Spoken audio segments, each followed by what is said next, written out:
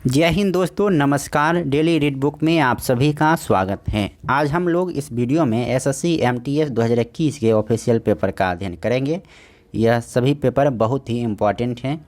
आज का जो पेपर होगा वो 41वां पेपर होगा, यानी इससे पहले हम लोग 40 पेपर का अध्ययन कर चुके हैं। अगर आपने नहीं देखा है तो चैनल के प्लेलिस्ट से आप देख सकते हैं। तो चलिए स्टार्ट करते हैं। पहला प्रश्न, निम्न में से किस देश के पास संयुक्त राष्ट्र में वीटो पावर है? तो ये वीटो पावर है चीन के पास। और कौन कौन से वो और 4 देश हैं? तो कुल मिला के 5 देशों के पास वीटो पावर है। इसको याद रखने के लिए ABCFR याद रखिए, यानी कि अमेरिका, ब्रिटेन, चीन, फ्रांस और रूस, ये 5 देश हैं जिनके पास संयुक्त राष्ट्र में वीटो पावर है। अगला प्रश्न है, पेप्टिक अल्सर के लिए कौन सा जीवाणु जिम्मेदार है?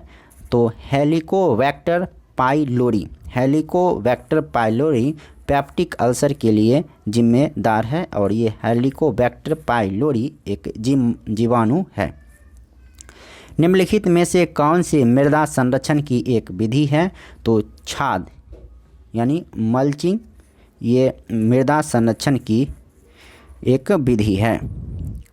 उस्ताद बिस्मिल्लाह खां कौन सा वाद्य यंत्र बजाने के लिए प्रसिद्ध थे? तो इसका सही जवाब होगा शहनाई वादक। मार्च 1919 में बम्बई में निम्नलिखित में से कौन सी समिति बनाई गई थी? तो खिलाफत समिति बनाई गई थी मार्च 1919 में। हंटर समिति का संबंध किससे था? तो जलियांवाला बाग हत्याकांड से था। और 1919 में ही जलियांवाला बाग हत्याकांड हुआ था और 1919 में खिलाफत आंदोलन हुआ था। 1919 में ही रोलेक्ट एक्ट आया था। अगला प्रश्न है, उपभोक्ता संरक्षण अधिनियम डैश में अधिनियमित किया गया था? तो उपभोक्ता संरक्षण अधिनियम 1986 में अधिनियमित किया गया था। ओडिशा में निम्नलिखित में से कौन सा त्यौहार मनाया जाता है? नवकलेवर। नवकलेवर त्यौहार ओडिशा में मनाया जाता है।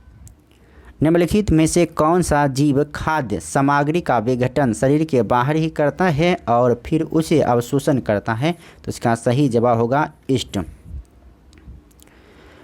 भारत के संविधान में डैश से कई संस्थागत विवरणों और प्रक्रियाओं को लिया गया है? तो इसका सही जवाब होगा भारत शासन अधिनियम 1935। यह भारत शासन अधिनियम 1935 ब्रिटिश के द्वारा लगाया गया सबसे बड़ा अधिनियम था। अगला प्रश्न है, which tissue is responsible for the flexibility in plant? तो इसका सही जवाब होगा कोलेनकाइमा, जो लचकदार स्थिति उत्पन्न करता है जिसके कारण मुड़ता है, तो ये कोलेनकाइमा के द्वारा। अगला प्रश्न है, माई एक्सपेरिमेंट विथ टूथ किसकी आत्मकथा है? तो महात्मा गांधी की कथा है माई एक्सपेरिमेंट विथ टूथ। निम्नलिखित में से कौन सा एक उपभोक्ता अधिकार है? तो हर जाने की अपेक्षा का अधिकार। हर जाने की अपेक्षा का अधिकार ये उपभोक्ता अधिकार है। राष्ट्रीय खेल पुरस्कार 2020 के लिए खेल समिति के अध्यक्ष कौन थे? तो खेल समिति के अध्यक्ष कौन थे? न्यायमूर्ति मुकुंदकम शर्मा। न्यायमूर्ति मुकुंदकम शर्मा राष्ट्रीय खेल पुरस्कार के लिए खेल समिति के अध्यक्ष थे। कौन सी नदी हिमालय की पूर्वी सीमा को चिन्हित करती है? तो ब्रह्मपुत्र नदी। ब्रह्मपुत्र नदी हिमालय की पूर्वी सीमा को चिन्हित करता है। पश्चिमोत्तर, उत्तर और पूर्वोत्तर में किस प्रकार के पर्वत भारत को आबद्ध करते हैं? तो इसका सही जवाब होगा तरुण बलित पर्वत। बिजली गड़गड़ाहट की आवाज़ उसकी चमक से काफ़ी बाद में सुनाई देती है, इसे क्या ज्ञात होता है? बिजली गड़गड़ाहट की आवाज़ उसकी चमक से काफ़ी बाद सुनाई देती है, तो इससे पता चलता है कि ध्वनि की गति प्रकाश की गति से कम है। मुगल किसके वंशज थे? तो चंगेज खां के वंशज थे मुगल। हड़प्पा सभ्यता के लोगों को वर्तमान राजस्थान वाले क्षेत्र से कौन सी धातु मिली थी? तो इसका सही जवाब होगा तांबा। संविधान सभा का अध्यक्ष निम्नलिखित में से कौन था? तो डॉक्टर राजेंद्र प्रसाद थे संविधान सभा के अध्यक्ष। ओलंपिक गेम्स 2024 कहाँ पर आयोजित होने वाले हैं? तो ओलंपिक गेम्स 2024 पेरिस में आयोजित होने वाले हैं। अगला प्रश्न है 1992 में सबसे कम उम्र में पद्म भूषण पुरस्कार पाने वाली शास्त्रीय नृत्यांगना निम्नलिखित में से कौन थी? तो इसका सही जवाब होगा सोनल मान सिंह। निम्नलिखित में से कौन सा पारिस्थितिकी तंत्र का एक जैविक घटक है? तो घास पारिस्थितिकी तंत्र का एक जैविक घटक है। पंजाब की पहली महिला मुख्य सचिव कौन थी? तो बीनी महाजन। पंजाब की पहली महिला मुख्य सचिव कौन थी? बीनी महाजन थी। मधु शिकार यानी हनी हंटिंग पर लघु वृत्तचित्र के लिए दादा साहेब फाल्के पुरस्कार 2020 किसने जीता? तो उसका सही जवाब होगा केजांग दी ठोंगडोक। अगस्त 2020 तक प्राप्त जानकारी के अनुसार भारतीय रिजर्व बैंक के गवर्नर कौन थे? शक्तिकांत दास थे। अगस्त 2020 तक प्राप्त जानकारी के अनुसार भारतीय रिजर्व बैंक के गवर्नर थे शक्तिकांत दास।